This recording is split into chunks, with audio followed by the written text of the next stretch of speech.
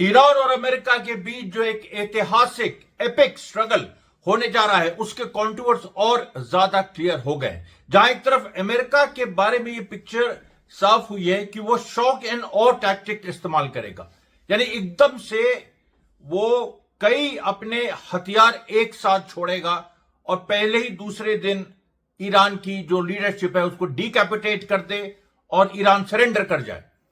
लेकिन उधर ईरान कह रहा है, ईरान ने कहा है कि हम जो शॉक देंगे वो इस शॉक एंड ऑ से बड़ा होगा, और वो एक दिन का शॉक नहीं होगा, वो एक तरह की वेव्स होंगी, शॉक वेव जो लगातार आती रहेंगी और अमेरिका के सिस्टम को पैरालाइज करती रहेंगी। अमरीश मिश्रा के इस प्रोग्राम में ये जो ईरान अमेरिका की वॉर है, इस पर लगातार हमारी कवरेज हो रही है, दिन में भी शाम को भी। और उसमें देखिए जो मिडिल ईस्ट का फ्यूचर अब देखिए यहां आ गया है। और आपको बता दें, फिलिस्तीन से सब कुछ जुड़ा है, ये सारा मामला फिलिस्तीन से जुड़ा है। 7 अक्टूबर 2023 नहीं होता, यह्या सिनवार, मोहम्मद दैफ ने वो नहीं किया होता, पैलेस्टीनियन रेजिस्टेंस ने नहीं किया होता, तो आज ये स्थिति नहीं होती। यही सोचा था जो रेवोल्यूशनरी फिगर्स जिनको हम मानते हैं, हालांकि अमेरिका इजराइल उनको आतंकवादी कहते हैं, लेकिन हम उनको रेवोल्यूशनरी फिगर्स मानते हैं क्योंकि उन्होंने जैसे 1968 में वियतनाम में टेट ऑफेंसिव हुआ, उस तरह का कुछ कर दिया जिससे पूरी दुनिया हिल गई और दुनिया विश्व युद्ध की स्थिति में इस समय आ गई है। क्योंकि गाजा में 20 लाख लोग, उसके बाद वेस्ट बैंक में 30 लाख लोग, और भी जो फिलिस्तीनी पूरी दुनिया में फैले हुए हैं करीब 1 करोड़, उनके साथ जो इतिहास ने किया, उनको बेदखल किया, उनके खिलाफ जेनोसाइड हुआ, डिस्प्लेसमेंट हुआ, वो मुद्दा आज ह्यूमैनिटी के सामने नंबर 1 बन के खड़ा हो गया। तो देखिए ये हमारा पूरा कॉन्टेक्स्ट है, ब्रेकडाउन है, ये मतलब इसका जो कंटेक्चुअल जो इसका बैकग्राउंड है, ब्रेकडाउन, सॉरी वो गलती से निकल गया। आप इस वीडियो को अंत तक देखिएगा, इस पे कमेंट करना मत भूलिएगा और लाइक और सब्सक्राइब भी करिए, नोटिफिकेशन बटन भी दबाइए। देखिए अभी एक जो खास बात सामने आई है, 2 बातें हैं। IRGC ने कहा है कि हम इब्राहिम लिंकन को सिंक कर देंगे। क्या IRGC केपेबल है? हां, केपेबल है। आप देखिए कुछ विजुअल्स आपके सामने हम दिखा रहे हैं, और ये वो विजुअल्स हैं जो एक तरीके से आपको थोड़ा सा एक आइडिया देंगे कि जो ईरान के शोर्स हैं वहां से जो अमेरिका का इब्राहिम लिंकन है वो पर्शियन गल्फ में मान लीजिए पहुंच गया, और उसकी पूरी जो उसमें ताकत है, उसकी वो सारी चीजें, 9 एयरक्राफ्ट हैं, 70 जेट्स वहां हैं, 500 जेट्स उधर ऑलरेडी जो ग्राउंड से अटैक करेंगे, नॉर्थ से, इधर साउथ में एयरक्राफ्ट कैरियर में 60 जेट हैं, वो सारी चीजें हैं। लेकिन ईरान अपने शोर्स पे, और जो उसके आइलैंड्स हैं, जो 3 आइलैंड्स ईरान के कब्जे में हैं, ग्रेटर तुम्ब, लेसर तुम्ब, ये जो और तीसरा अबू मौसा, तो ये इन तीनों आइलैंड से कुछ इस तरह से ईरान जवाब दे सकता है और सीधे अमेरिका पे स्ट्राइक कर सकता है, इब्राहिम लिंकन पे स्ट्राइक कर सकता है। दूसरी बात, जो अमेरिका शॉक एंड और टैक्टिक्स सोच रहा है उसमें एक कमजोरी है, और उस कमजोरी ये है कि अगर ईरान ने मान लीजिए डबल रडार सिस्टम लगा दिया, और ये ईरान के पास है, क्योंकि अगर अमेरिका के पास ईगल एक्टिव पैसिव सिस्टम है जो रडार सिग्नल्स को कंफ्यूज कर सकता है, तो ये भी एक पूरी परिस्थिति है कि ईरान अपने एक जो रडार सिस्टम्स हैं और जिनको अमेरिका डिस्ट्रॉय करने की कोशिश करेगा, कंफ्यूज करके, और फिर सीधे बम मार के जिनको डिस्ट्रॉय करने की कोशिश करेगा। तो एक लेवल रडार्स का ईरान ये रखे और एक दूसरा लेवल हो जो कंसील्ड हो, और ये ईरान में कैपेबिलिटी है कि वो कई लेयर्स ऑफ रडार भी स्टैब्लिश कर दें। हमने आपको अभी तक बताया है कि ईरान कई लेयर्स मिसाइल टाउन्स के स्टैब्लिश कर सकता है, लेकिन यहां पर बात हो रही है कि वो रडार्स के भी कई लेयर्स स्थापित कर सकता है, कि उसके अगर फ्रंटलाइन रडार्स डिस्ट्रॉय भी हो गए तो बाकी उसके पास बहुत कुछ रह जाएगा जवाब देने के लिए। ये देखिए पूरी परिस्थितियां, पूरी स्थिति ऐसी आ गई है।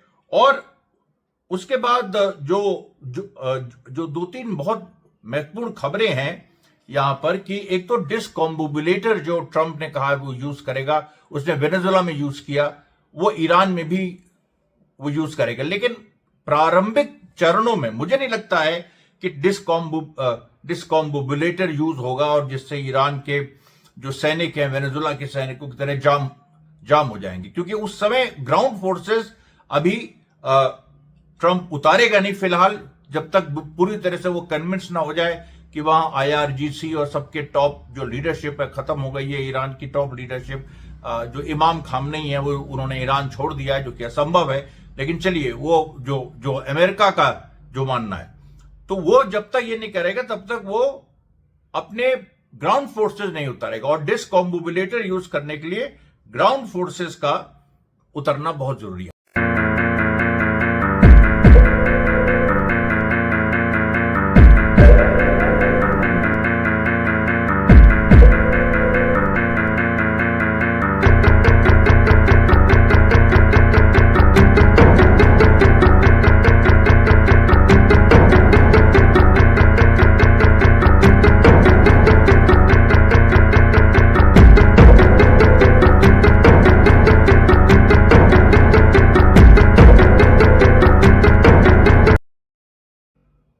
तो यूएस और इजराइल ने एक हिट लिस्ट बनाई है इरानियन लीडर्स की, और उसके हिसाब से वो कह रहे हैं हम चलेंगे, हम टारगेट करेंगे। अब ये देखिए, साइकोलॉजिकल वॉरफेयर इससे बड़ी नहीं हो सकती दुनिया में जो इस समय चल रही है, इस तरह की दोनों तरफ से, और हम आपको पूरा बता रहे हैं। और ईरान का भी जो एक प्रिसाइज जो वो रडार्स को जिस तरह से डबल रडार सिस्टम यूज कर सकता है, वो सब कुछ बहुत वेल वर्कड आउट है। फिर रशिया और चाइना के बारे में भी बताएंगे, उनकी क्या तैयारी है। उधर जो है फिलिस्तीन में क्या हुआ, लेबनान में क्या हुआ, और कैसे इराकी रेजिस्टेंस और यमन की फोर्सेस उन्होंने भी पूरी तरह से मदद करने की बात कह दी है ईरान की। और मदद ही क्या, उन्होंने तो यहां तक कह दिया है कि हम जिहाद का कॉल दे देंगे। अफगानिस्तान में मैं पहले आपको बता चुका हूं, अफगानिस्तान की तरफ से जो वहां पर भी जो प्रो इरानियन फोर्सेस हैं और तालिबान की सरकार भी समर्थन में है, वो सारी फोर्सेस आगे आ जाएंगे। आज का देखिए जो पूरा डेवलपमेंट है, आईआरजीसी ने एक और यूएस इजराइल का प्लॉट बस्ट किया है।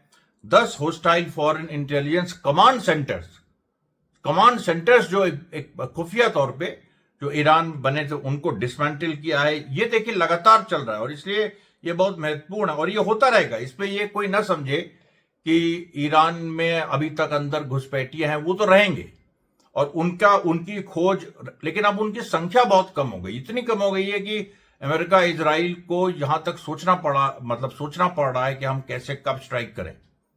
उसके बाद जो कुछ ईरान प्रोटेस्ट है, कुछ और वीडियो सामने आए हैं कि फिरदौसी जो यूनिवर्सिटी म्यूजियम ईरान का है, उसमें सीधे सीसीटीवी फुटेज पे कुछ राइटर्स जो हैं वो मोलोटोव कॉकटेल मार रहे हैं। इसका फुटेज आया है। उसके बाद ईरानियन सिक्योरिटी एक बच्चे को बचा रहा है जिसको मारा गया है मोलोटोव कॉकटेल से। राइटर्स ने जो ईरान कह रहा है कि जो पीसफुल प्रोटेस्टर्स थे उनको उनके खिलाफ वायलेंस यूज किया। ये बड़ी अद्भुत एक नई टैक्टिक्स, तो वो भी देखिए, उसका भी वीडियो सामने आया है। अब आप देखिए जो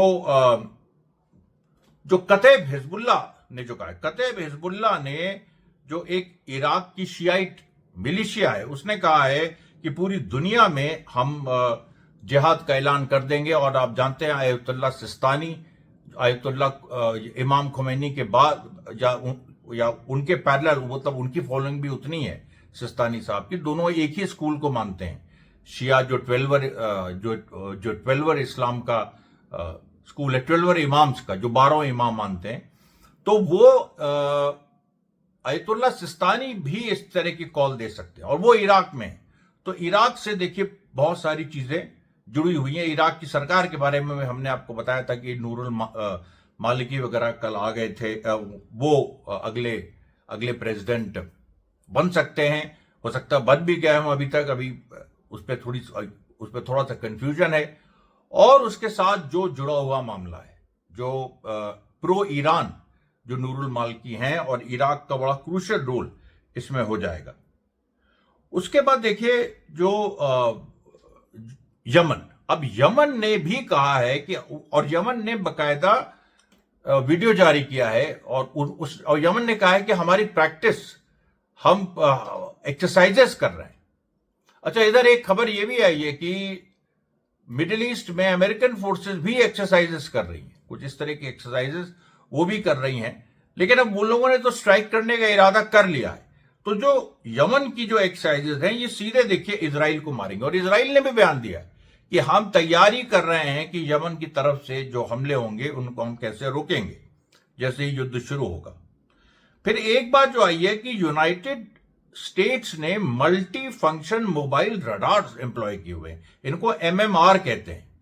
जो बॉर्डर एरियाज ईरान के हैं उनमें MMR, multi function mobile radars, अब ये जो होते हैं ये अंडरग्राउंड टनल्स, बंकर्स और हिडन फैसिलिटीज सब कुछ ट्रैक कर सकते हैं थ्योरी में। तो बहुत मजबूत हो जाता है अमेरिका यहां। लेकिन सवाल यह है कि ये multi function mobile radars Israel को क्यों नहीं दिए? क्या वो हमास की टनल्स को वो डिटेक्ट कर पाया? आज तक नहीं कर पाया है। और अभी तो पैलेस्टीनियन रेजिस्टेंस तैयारी कर रहा है कि युद्ध जैसे होता है वैसे ही वो आईडीएफ पे नया हमला कर सकता है। ये सारी परिस्थितियां देखिए बनी हुई हैं। उसके बाद देखिए जो इजरायली एयरफोर्स फाइटर जेट्स हैं उन्होंने आज 23 स्ट्राइक्स लेबनान में की, 23 स्ट्राइक्स ऑन लेबनान, एक के बाद एक। और ये देखिए एक मैदून इलाके पे, वादी बुरगुज पे, और ये वही बात आ रही है कि हम हिजबुल्लाह के स्ट्रक्चर को तोड़ रहे हैं, जबकि हिजबुल्लाह की तरफ से ये बात आ रही है कि हम इजराइल की चढ़ाई की तैयारी कर रहे हैं। फिर आप देखिए रशिया की एक नई मिसाइल अनवेल हुई है, बुरे वेस्टनिक। अब बुरे ये जो ब्यूर वेस्टनिक मिसाइल है ये लो चलती है, रडार के नीचे चलती है, और ये आर्कटिक यानी ग्रीनलैंड वगैरह का जो पूरा मसला है उससे भी ये जुड़ी हुई है। ये वहां भी रशिया बॉम्बिंग कर सकता है, ग्रीनलैंड के आसपास या अलास्का पे जो अमेरिकन टेरिटरी है। ग्रीनलैंड तो अभी डिस्प्यूटेड है, डिस्प्यूटेड क्या, अमेरिका उसको हड़पना चाह रहा है, वो तो एक स्वतंत्र ऑटोनोमस देश टाइप है। तो अब मॉस्को ने देखिए ये पूरा कह दिया है कि ये जो उनका जो नया वेपन है बुरीवेस्तनिक मिसाइल, ये आर्कटिक जो न्यूक्लियर रिएक्टर्स हैं उनको भी नष्ट कर सकता है, जो आर्कटिक रीजन में अमेरिका के न्यूक्लियर रिएक्टर्स हैं। अब आप सोचिए कितनी बड़ी तैयारी है। और फरवरी 2026 तक जो स्टार्ट ट्रीटी अमेरिका और यूएस के बीच है उसका जो है एक तरह से अंत हो रहा है फरवरी 2026 में। तो वो रिन्यू होगी कि नहीं, क्योंकि उसमें न्यूक्लियर वेपन से दोनों एक दूसरे को स्ट्राइक करेंगे नहीं करेंगे, वो सारी बातें हैं। तो रशिया का देखिए जो आर्कटिक एरिया पे जो डोमिनेशन है वो पूरा स्थापित हो गया। दूसरी बात जो रशिया की आई है कि वो ड्रोन्स को हजारों किलोमीटर दूर से, किसी भी तरह की ड्रोन्स को रशिया कंट्रोल कर सकता है। ये टेक्नोलॉजी उसके पास आ गई। इसको ग्लोबल रिमोट कंट्रोल कहते हैं। और ग्लोबल रिमोट कंट्रोल का जो खासियत मतलब जो ये है कि वो पेलोड तक कि जैसे कोई ड्रोन आ रहा है ईरान पे या मिसाइल आ रही है तो, या फाइटर जेट्स कुछ मिसाइल गिराएंगे तो पेलोड तक वो कैलकुलेट कर देगा। और इसमें वो ईरान की पूरी मदद कर रहा है। फिर देखिए चाइना का भी एक पूरा फुल स्केल कमर्शियल स्पेसक्राफ्ट ये चाइना ने अनवेल किया है, जो स्पेस वॉर को एक नया डायमेंशन देता है। और इसमें आपको बता दें कि जो स्पेस का जो पूरा एरिना है वो भी इस लड़ाई में होगा, ईरान वर्सेस यूएस इजराइल के पूरे युद्ध में ये भी होगा, क्योंकि पूरी कोशिश की जाएगी कि ईरान के जो अपना जीपीएस सिस्टम है या इंटरनेट है उसको हैक किया जाए, और जो सैटेलाइट के माध्यम से, और उधर सैटेलाइट से चाइना उसको काउंटर करेगा। अब आप देखिए फिलिस्तीन में आज एक बड़ी घटना हुई, नाब्लस में फिर से रैमिंग ऑपरेशन हुआ। जो इंडिविजुअल फिलिस्तीनी रेजिस्टेंस फाइटर्स हैं उन्होंने एक इजरायली सेटलर की गाड़ी को फिर से उन्होंने क्षति पहुंचाई, और वहां पर गोलियां भी चलने की एक खबर है। हालांकि क्या उससे नुकसान हुआ क्या नहीं ये अभी क्लियर नहीं है। एक और जगह जो रेजिस्टेंस हो रहा है खासतौर पर रमल्ला में और जेनिन में। उसमें आप एक वीडियो देखिए जिसमें एक फिलिस्तीनी, ये युवक है, ये कोई किसी ऑर्गेनाइजेशन का नहीं है, ये हमास का या पैलेस्टीन इस्लामिक जिहाद का, लेकिन ये रेजिस्टेंस का गाना गा रहा है और बगल में संघर्ष चल रहा है।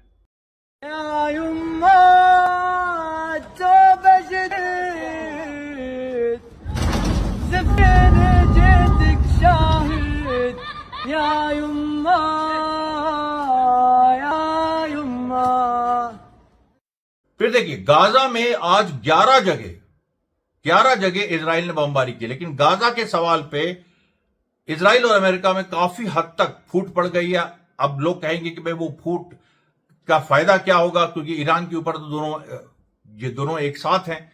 लेकिन इसमें फूट का फायदा ये होता है कि जब वॉर के बीच में एक किसी और मुद्दे पे झगड़ा है तो उससे वो यूनिटी रैंक्स में नहीं होती। और अमेरिका इजराइल इस समय अभी समझ नहीं रहे हैं कि उनका जो साबका पड़ा है, उनका जो आमने सामने वो जो हुए हैं ईरान से, ईरान के अपने कितने बड़े टेंटिकल्स फैले हैं, इजराइल को वो घेरे हुए हैं, उधर से हुतीज मार सकते हैं, हिजबुल्लाह मारेगा, इराक से मार होगी, सीरिया से मार होगी, इजराइल के वजूद पे पूरी तरह से खतरा है।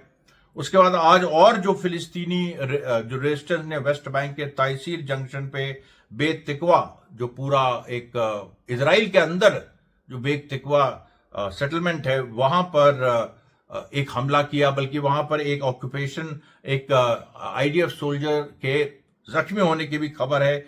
अल बिरा में जबरदस्त संघर्ष ये उभर के सामने आए हैं। और उसके साथ जो सैर शहर है हेब्रोन में, वहां भी देखिए जबरदस्त संघर्ष हुआ है। तो ये देखिए आज की खबरें थी। हम कल फिर इसी तरह से लगातार ये कवरेज कर रहे हैं और आपके सामने फिर से हाजिर होंगे। तब तक के लिए धन्यवाद साथियों, बहुत बहुत धन्यवाद।